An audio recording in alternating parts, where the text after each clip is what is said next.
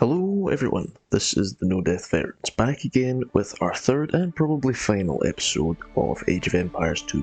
If you can't tell already, this is going to be entirely improv for this episode because somehow the recording audio got lost during the recording process for this. Today though, we are trying Moderate Difficulty AI in Age of Empires 2. And you heard the title right, we are trying to do a no-death run, which is the aim of our channel. Can we survive and win a game even, without losing a single unit in battle? That will be the question. But let's jump right into it, shall we? Short answer most time. Straight off the bat, we're gonna go over the factions that we've played before. So, moderate difficulty, we tried Mongols, Spanish, even Vietnamese. We're victorious on Vietnamese, and this is going to be a failed run in which we tried the Britons, but it's too good to not show you guys, so let's have a look here. Okay, so straight off the bat, our spawn was terrible, absolutely terrible. I mean, you can see it here. That is the downside of mega random sometimes. We got an unlucky spawn where 3 of our villagers were all separated. We didn't have a town hall, we didn't have anything.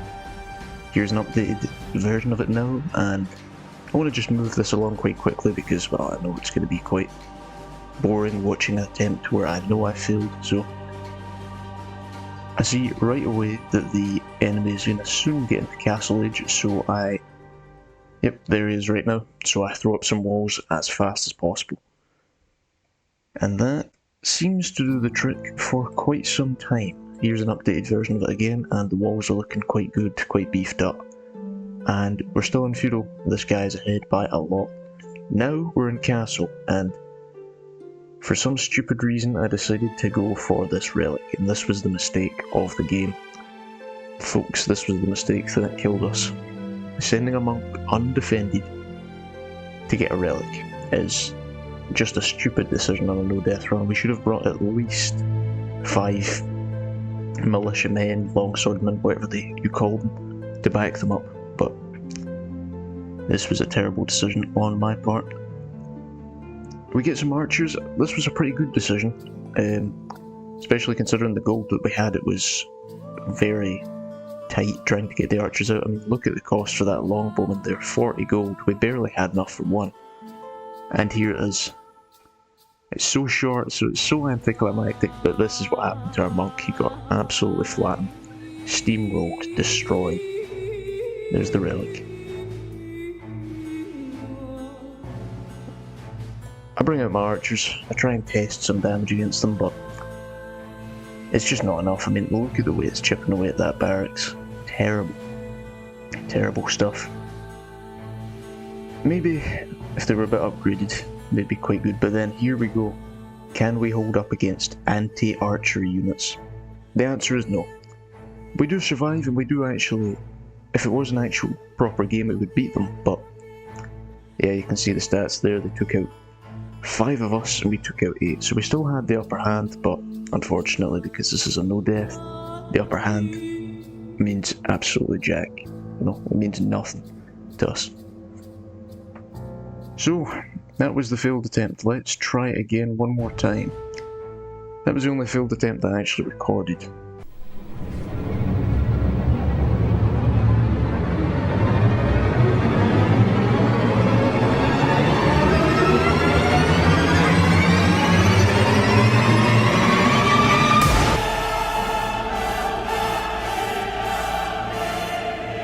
You knew it was coming. You knew we were going to do the Teutonic Knights. If you've seen our previous videos, you know how strong the Teutonic Knights are, you know how much I love them.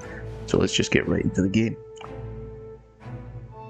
Starting off, it was a very weird start because we got given a soldier. We got given just a standard spearman as a scout unit, which very hard to micromanage. And we nearly died to this tiger here. I kind of spoiled it for you guys. Of course we win the fight, but we are on 6 HP at 45. Feeling very shattered, we go back home and stay there for a while. And we can't really scout for much, so making do with what we have. We gather a bit of stone, bit of gold, bit of wood, and a bit of food off of the nearby berry bushes, and we get some houses up. Everything's looking okay. There we are, the soldier is tucked away underneath the town centre because, well, he is the weakest link right now. We have to keep him safe at all costs. There we go. I also built a barracks and I sent some troops in a moment to go get that relic that's in the middle of the map, because it turns out there was only 2 relics in the entire map and we needed to get a hold of one of them.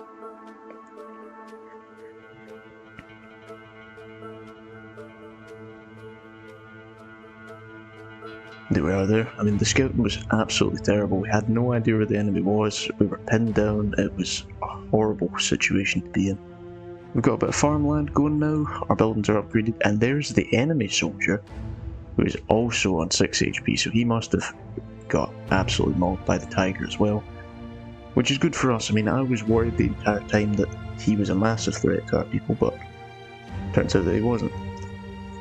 Although if you look here, our enemy is in Castle Age, and I mean, look at the point difference already. It's about 700 difference. So I knew the only way to try and slow him down was to throw up these makeshift walls. So I spent quite a while building them. As you can see here, we went all the way around the base trying to fortify it as much as possible.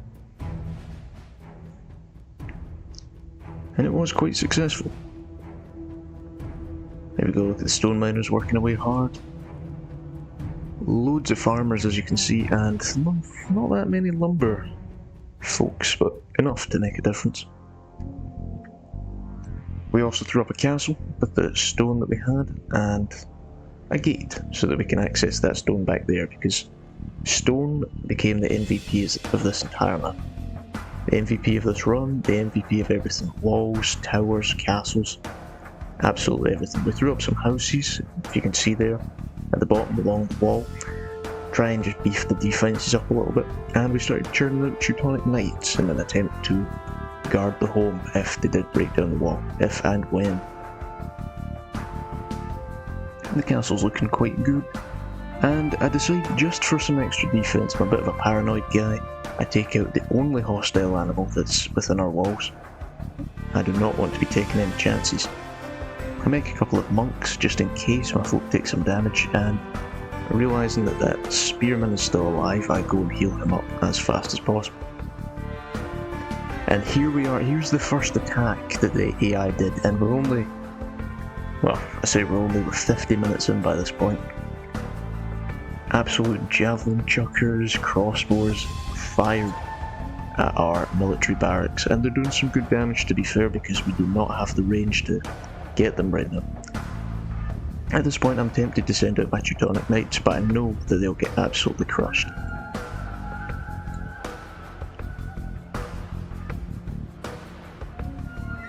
There we are, just chipping away at the walls. You can tell this is an improv voiceover right now. And yeah, so I decided to build another couple of watchtowers here, and that eventually slows down the progress of them advancing on our base. And this is where the genius tactical play comes in. This actually saves the entire run. I make crossbows. Now, what's the benefit of the crossbows? Well, you can garrison them. That's fair enough, you can garrison any unit, but why specifically are the crossbows being garrisoned? Well, they fire arrows from the tower. Picture this. One archer in a tower high up. He's got great vantage, can hide behind the walls. Perfect. Now picture that 10 times, and then picture that another 10 times with 10 towers. We were cooking, we were sitting good. All we had to do was upgrade the range of the castles, which we eventually did, and upgrade the range of the towers, which we also eventually did. Which you can see here, we're doing exceptionally well now. Well, as well as you can be. I mean, I wish I had the voiceover recorded for you guys. I was panicked here, so panicked. Because they just would not let up the attack. They were constantly aggressive. So here you can see I'm trying to put down a stone mining camp, well, a gold mining camp, a mining camp. And I decided we needed horses, a quick reactive unit to deal with the absolute archer squad we had set up. So I wanted to set at least 20 horseback knights to go out into the field to deal with, which is what I spent most of my time doing. But I realised we needed a lot of gold, and we also had slowed down food production massively, so eventually I had to work on that problem, as you can see here. Yep, get them back on the farms, get back to work, my friends.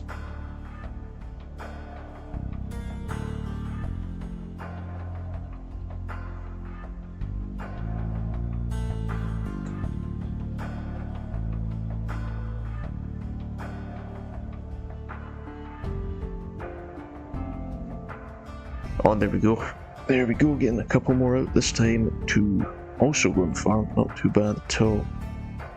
I was so panicked this entire time. These walls were caving in. I mean, it was a constant battle between trying to keep the walls up and then trying to garrison the units.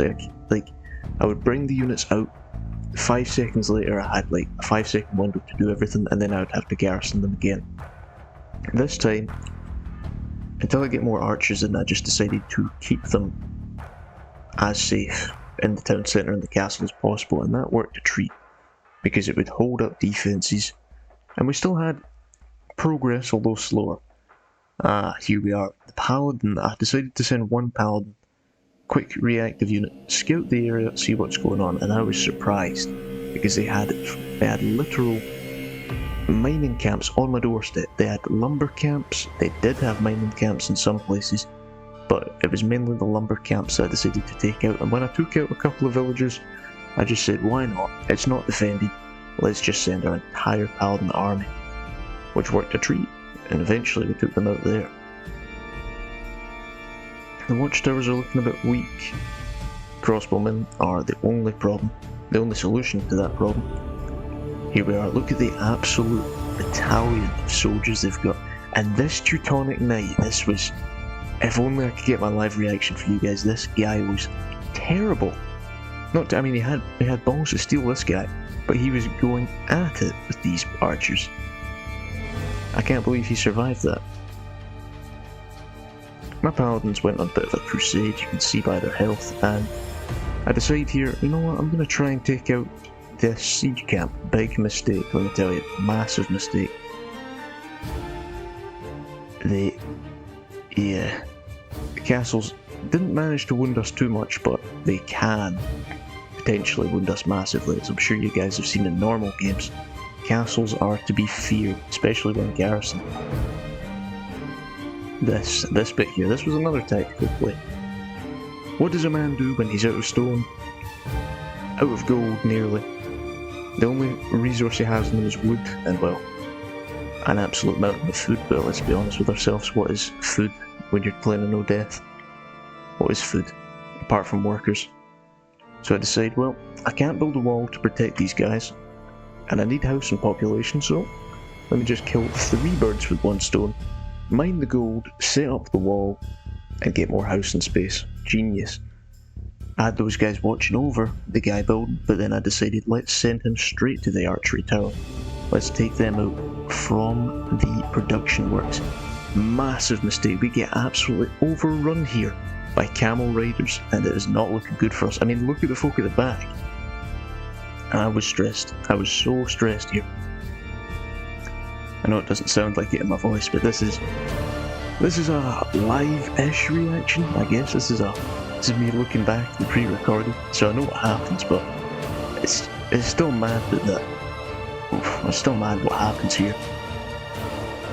I sent the Teutonic Knights to try and soften the blow a wee bit. They took a bit of damage as well, but with enough brute force and with enough courage, we eventually take out the whole pack and survive that rally. Oof, what a rally it was. I don't know where they're going, so I'm a bit flustered at this point, and I send them back in. The monks are working overtime this time to heal absolutely everyone. I think I only had like 5 monks by the end of it, but that's all we needed. Here, I built a market, sold as much gold as I possibly could to get stone, and you might be wondering, why stone? We have enough walls, surely. We don't really need to expand that much, especially if we're doing a no death. Expanding is always risky, especially building those houses, that house wall. So the stone will come in handy later, but we have to focus on defences now, and this trebuchet is not giving us a good time. So I confidently take it out, but see that horse in the back? Oh, mere pixels away from losing the entire run because of a couple of arrow shots from the castle. That is how risky this run can be. I send them back, obviously heal them up, and I come to the sad realisation that I don't think the horses can do it anymore. They can't go outside, they can hardly stay indoors because they're so big, but I can't kill them off, I can't garrison them, so unfortunately I just have to leave the horses here and hide in my castle, kind of. I need to hide in my fort, because now we're in it for the long haul. I send out my builders to try and get as much food as possible, because the plan is revolving now around food.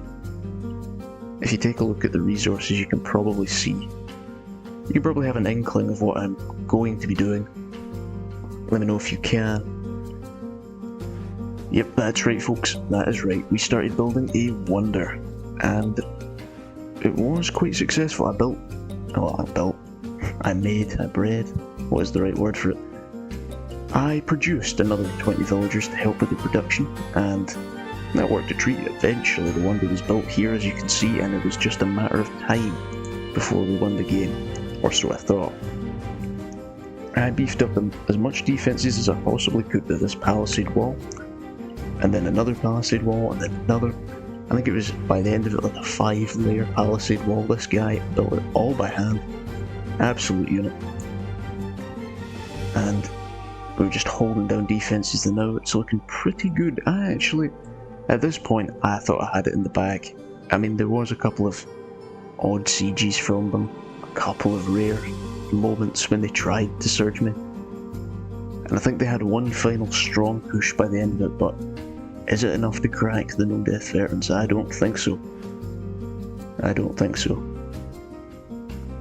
decide now it's time to garrison absolutely every villager we've got.